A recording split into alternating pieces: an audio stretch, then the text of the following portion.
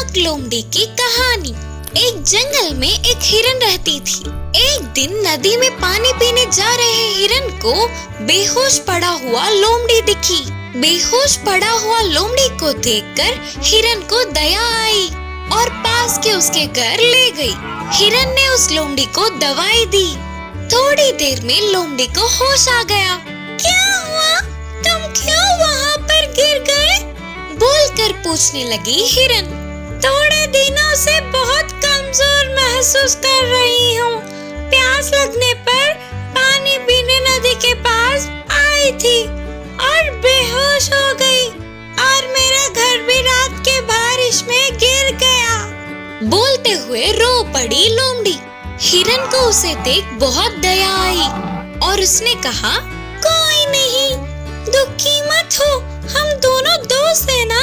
ये यहाँ बाजू में ही मेरा घर है, अब से तुम यहीं पर रहना। इससे लोमड़ी बहुत खुश हुई। तुरंत अपने पुराने घर जाकर हिरन की मदद से अपने सामान लाके उस घर में रहने लगी। उस दिन से लोमड़ी और हिरन अच्छे दोस्त बन गए। एक दिन लोमड़ी बाहर जाकर आते हुए घर की चाबी कहीं खो बैठी। घर के सामने बैठ के अंदर कैसे जाना करके सोच के दुखी हो रही थी। तभी वहाँ हिरन आकर पूछी, क्या हुआ? क्यों ऐसे दुखी हो? दोस्त, घर की चाबी कहीं खो दिया मैंने, उसके बिना दरवाजा खोल नहीं पा रही हूँ, अब मैं क्या करूँ? बोलते हुए रोना शुरू कर दिया। तभी हिरन अपने घर जाकर एक चाबी लाकर दिया।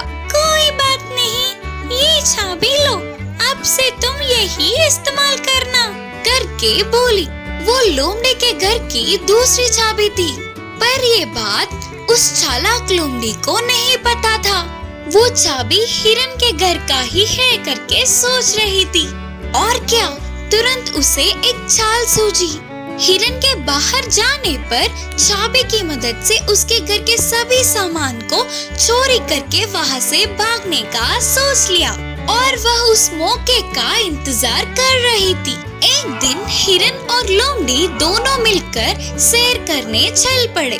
बीच रास्ते जाते ही लोमड़ी ने कहा, अरे रे, मेरे पेट में दर्द हो रहा है, मैं अभी सैर पर नहीं जा सकती, घर जाकर सो जाती हूँ, तुम जाके आओ दोस्त। हिरन के हाँ बोलते ही लौट के घर चली गई। तेजी से लोमड़ी हिरन के घर जाकर उसके पास की चाबी से ताला खोलने की कोशिश कर रही थी। वह चाबी हिरन के घर की तो नहीं थी, इससे वह ताले में अटक गया। इससे डरने वाली लोमड़ी चाबी को घुमाने लगी तो उस ताले में और ज्यादा अटक गया।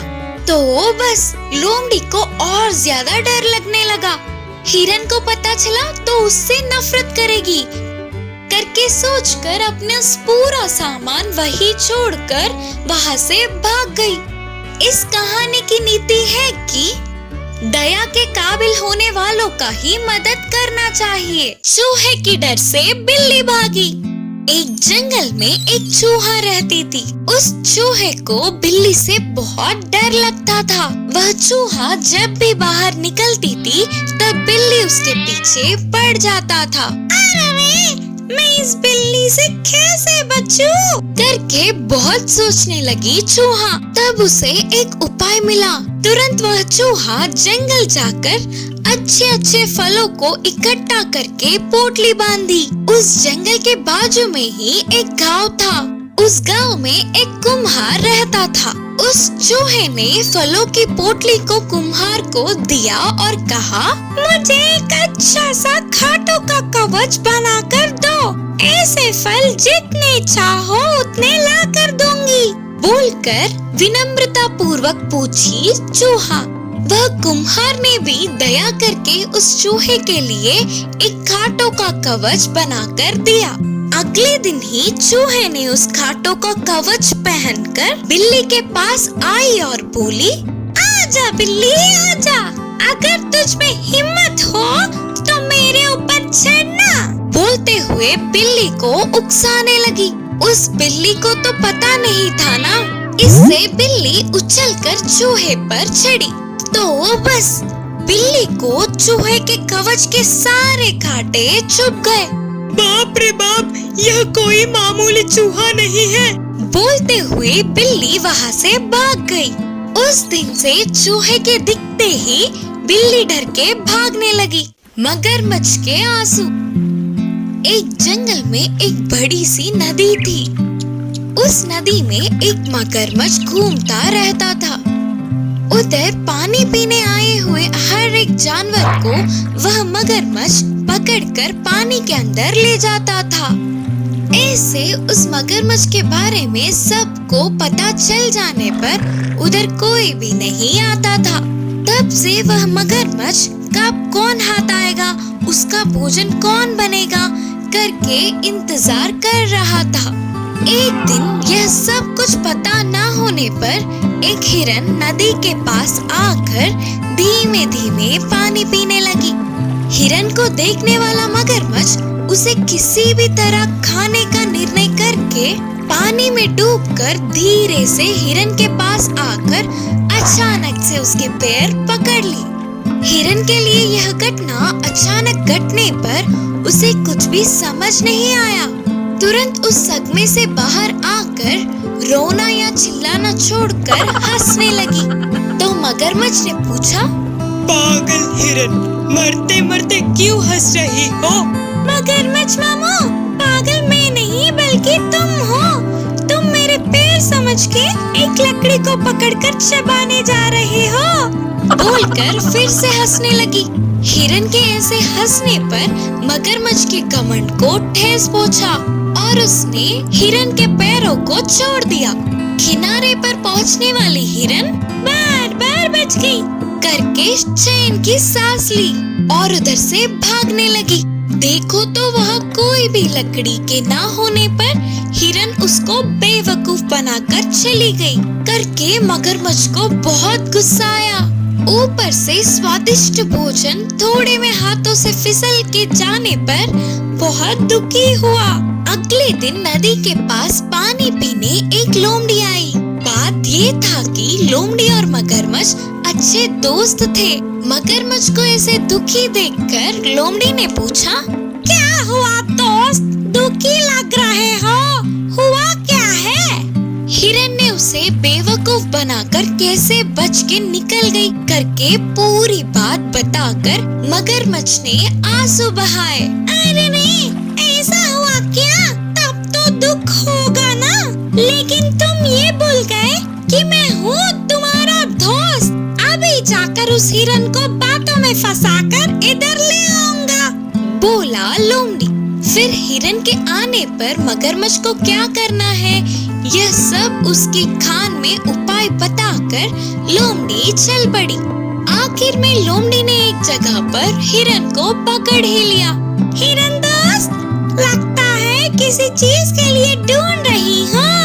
मैंने कच्ची घास को बहुत खा लिया, ऊपर से इस धूप से बहुत प्यास लग रही है। कहीं तो भी पीने के लिए पानी दिखेंगे तो अच्छा होता करके ढूंढ रही हूँ। अरे हमारे पास में ही पीने के पानी का नदी है ना? ना बाबा ना, उस नदी में मगरमच्छ है। हाँ तुमने सही कहा, लेकिन वो तो कल की बात थी। आज वह मगरमच्छ मरा पड़ा है। मैं सुबह ही नदी के पास गई थी और देखा कि वो मरा पड़ा था, तो बिंदास पानी भी पिया।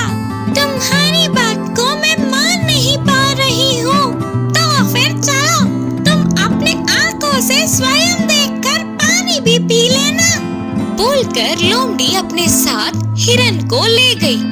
हिरन ने दूर से ही देखा कि मगरमच्छ मरा पड़ा था।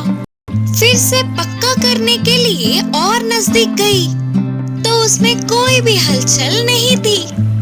फिर भी हिरन को शक था तो अपनी बुद्धि से बोली, अगर मगरमच्छ सच में मर गया तो उसके मुंह से उफ उफ के आवाजें आते हैं ना। हिरन को मनवाने के लिए मगरमच्छ उफ उफ उफ करने लगा। तुरंत हिरन दूर भागकर बोली, रोको, तुम्हारा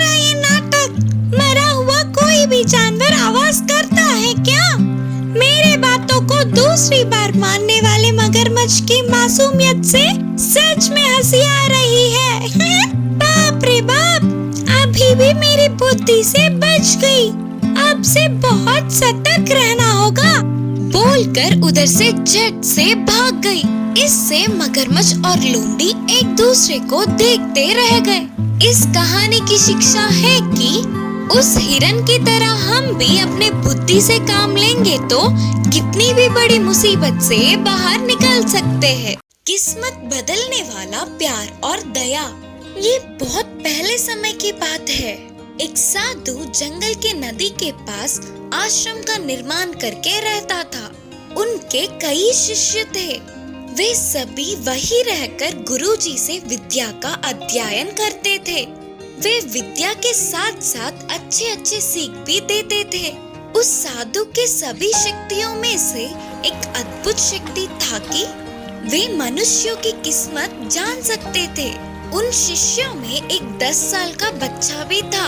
एक दिन साधु ने उस बच्चे की शक्ल को देखा तो उन्हें उसकी भविष्य का पता चल गया।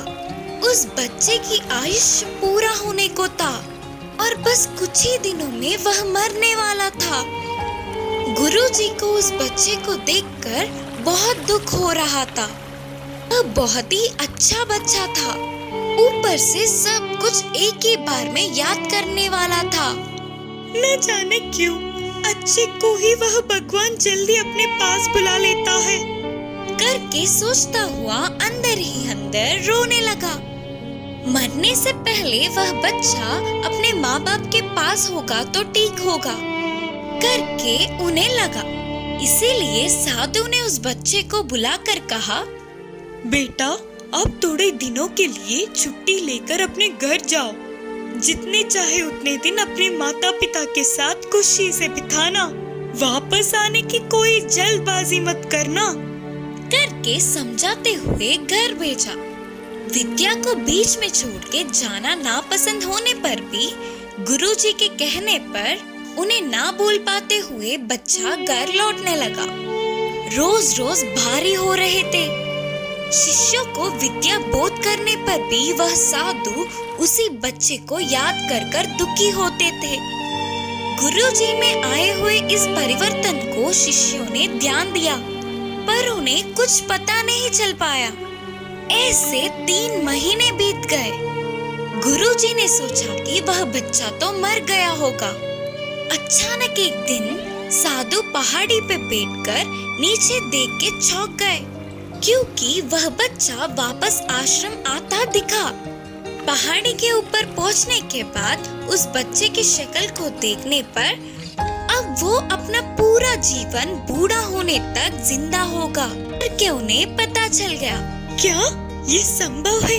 क्या करने पर इसकी किस्मत इतनी बदल गई करके सोचते हुए आश्चर्य हुए और पूछा, बेटा तेरे इधर से जाने के बाद क्या क्या हुआ पूरा बताना करके अपने शिष्य से पूछे। तब वह बच्चे ने अपने घर लौटते समय क्या क्या देखा वो सभी बताया। बीच के रास्ते में दिखे गांव और पार किए हुए शहरों के बारे में बताया। उसके चढ़े हुए पहाड़ों के बारे में और उसके पार किए हुए नदियों के बारे में बताया। फिर साधु ने पूछा, और कुछ विशेष बातें हैं क्या बेटे? फिर शिष्य ने याद करते हुए कहा, एक बार मुझे एक तालाब को पार करना था गुरुजी। तब तक तूफान आ चुका था। इससे वह तालाब और ज्यादा बह रहा था। उस तालाब के बीचों बीच एक मिट्टी का ढेर था। उस पे चींटियों का झुंड कहीं ना जा पाते हुए गिड़गिड़ा रहे थे। थोड़ा थोड़ा होकर वह मिट्टी का ढेर पिघल रहा था। अगर मैं थोड़ी भी देर और कर देता तो सारे चींटियां पानी में बह जाते। और गुरुजी मुझे तो उन पर दया आई तो तुरंत मैंने बाजू के पेड़ के डाल को उस मिट्टी के ढेर से लगाकर खड़ा था। तब सारे चींटियां डाल पे आ गए। मैंने उस ढाल को किनारे पहुंचने तक पकड़े रखा। फिर मैं अपने रास्ते चला गया। मैंने उन छोटे जीवों को बचा लिया, इससे मुझे बहुत खुशी मिली। तब साधु सोच रहे थे कि अच्छा, तो ये कारण है, इसीलिए देव देवताओं ने इसका आयुष्य बढ़ाया। करके साधु समझ गए। इस कहानी से यह शिक्षा मिलती है कि हमारी किस्मत हमारे हाथों में ही होती है।